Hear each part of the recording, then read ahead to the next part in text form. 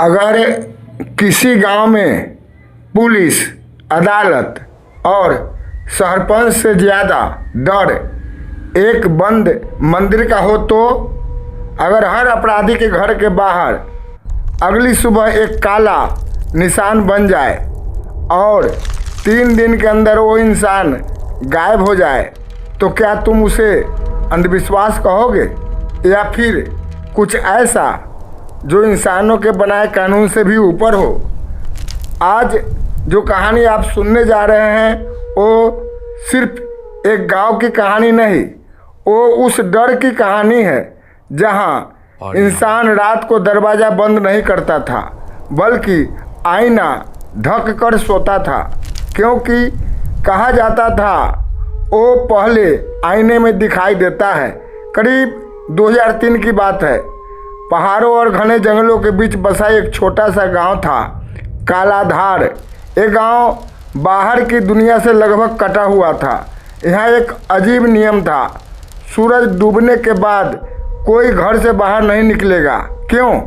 क्योंकि गांव के बाहर एक पुराना मंदिर था जिसका दरवाज़ा पिछले 50 सालों से बंद था। बुजुर्ग कहते थे वहाँ कोई भगवान नहीं रहता, वहाँ फैसला रहता है। शहर से एक युवा पत्रकार अर्जुन उस गांव में पहुंचा। उसे अंधविश्वासों पर रिपोर्ट बनानी थी। वो हंसते हुए बोला, 2023 में भी लोग इन चीज़ों पर विश्वास करते हैं। गांव वालों ने उसकी तरफ देखा लेकिन किसी ने जवाब नहीं दिया। एक बूढ़ा आदमी उसके पास आया, उसकी आंखें अजीब थी। वह बोला, बेटा यहाँ सवाल मत पूछना वरना जवाब खुद तुम्हारे पास आ जाएगा।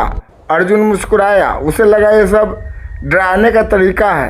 रात को वह अपने कमरे में कैमरा सेट कर रहा था, तभी बाहर अचानक कुत्तों के जोर जोर से भौंकने की आवाज़ आने लगी। फिर एकदम सन्नाटा, इतना सन्नाटा कि अपनी सांसें भी सुनाई दे रही थी। अचानक टक टक टक किसी ने दरवाज़ा खटखटाया। अर्जुन ने दरवाज़ा खोला। बाहर कोई नहीं था, लेकिन नीचे ज़मीन पर काले रंग का एक हाथ का निशान बना हुआ था।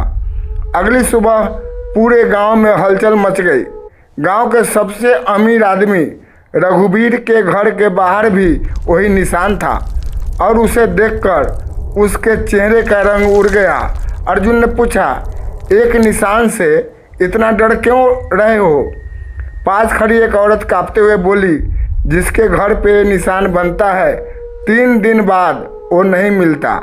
अर्जुन हंस पड़ा, लेकिन अंदर कहीं थोड़ा डर भी लगा। उसने जांच शुरू की। पता चला पिछले कई सालों से जिन लोगों ने चोरी, हत्या या धोखा किया उनके घर के बाहर पहले यही निशान दिखा था और फिर वो लोग गायब हो गए। कोई लाश नहीं, कोई सबूत नहीं, कुछ भी नहीं। अर्जुन को लगा कोई इंसान ये सब कर रहा है। उसने तीसरी रात रघुवीर के घर के बाहर कैमरा लगा दिया। रात के ठीक 2:17 कैमरे में हलचल दिखी। एक काली परछाई धीरे धीरे घर की तरफ बढ़ रही थी, लेकिन जैसे ही कैमरा जूम हुआ वीडियो पूरी तरह खराब होने लगा। स्क्रीन पर सिर्फ अजीब लाइनें आने लगी और फिर एक चेहरा, लेकिन वो चेहरा इंसान का नहीं था। आंखें पूरी काली और चेहरा जैसे राख से बना हो। अर्जुन डर गया। अचानक पीछे से आवाज़ आई, देख लिया ना? अर्जुन पलटा। वही बूढ़ा आदमी खड़ा था। उसने कहा, जिसे देखने की कोशिश करते हो वो तुम्हें भी देखने लगता है। अर्जुन ने पूछा, ये सब क्या है? बूढ़ा बोला, बहुत साल पहले इस गांव में एक आदमी था जिसने पैसे के लिए अपने ही लोगों को मार दिया था। जब सच सामने आया तो उसने मंदिर में छिपकर खुद को आग लगा ली। मरते समय उसने कहा था, मैं वापस आऊँगा फैसला करने। अर्जुन अभी भी विश्वास नहीं कर रहा था, लेकिन अगली सुबह रघुवीर गायब था। उसके कमरे में सिर्फ एक चीज़ मिली। दीवार पर खून से लिखा था, पहला खत्म हुआ। अब अर्जुन डर चुका था।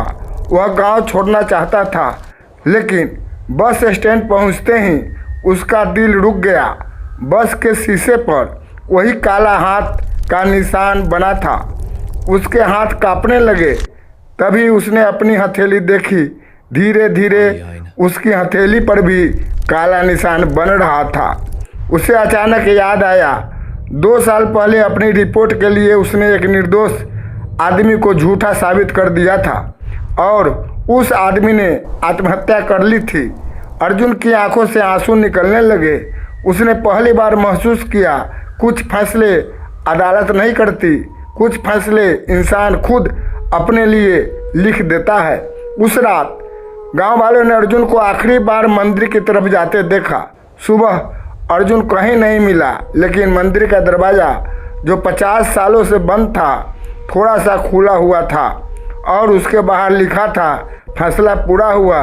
लेकिन असली सवाल ये नहीं है कि अर्जुन कहाँ गया। असली सवाल ये है, अगर आज रात तुम्हारे घर के बाहर वो काला निशान बन जाए तो तुम्हें सबसे पहले किस बात का डर लगेगा? आखिर मंदिर का दरवाज़ा क्यों खुला था?